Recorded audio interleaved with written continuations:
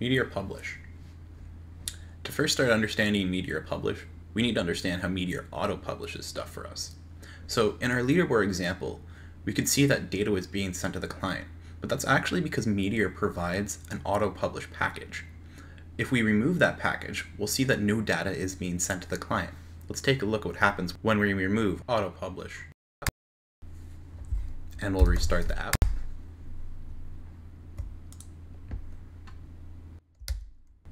So now we can see that no data is being sent to the client, and that's because we removed the auto-publish package. We can add it again and see that the data will come back.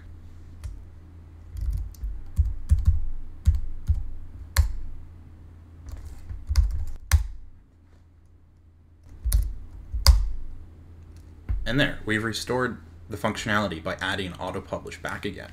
But that's not actually the solution we want. We want to be able to write our own publishing rules, because giving everyone read-write access to the database is not a good idea. It's not secure. Nor is it a good idea to send the entire database down. You need to be careful about what you send over the wire, because you don't want to send too much.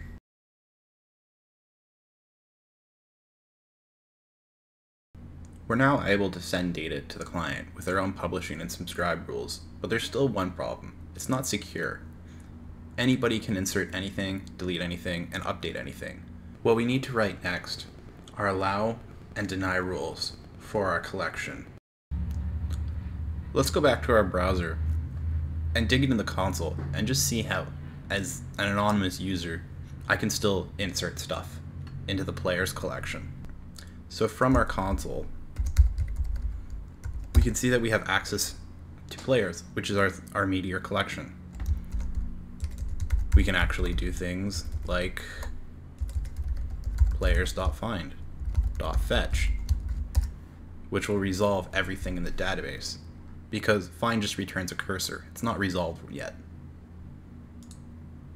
There we can see that we have an example with the underscore ID property, the name that they were given, and the score that they currently have.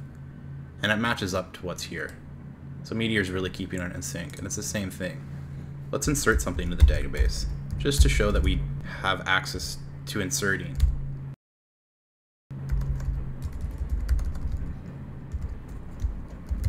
Give it a name. Give it a score.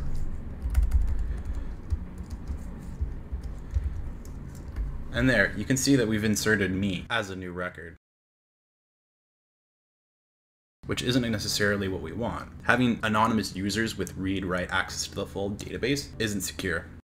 In this example, we don't have any way of entering new players, so for now, let's just deny it completely, just to get the basic security going. A little bit later, we'll go into adding new people to this with some UI, but for now, let's just take a smaller step and deny it, just to illustrate the point that your collection isn't secure until you've written allow or deny rules.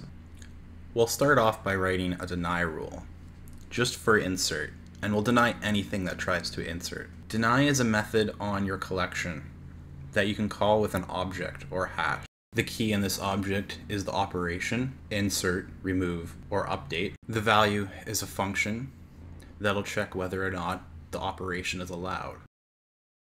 There.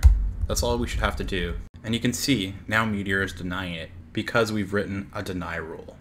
So now our database is a little bit more secure, and we understand how it plays a role in publish and subscribe.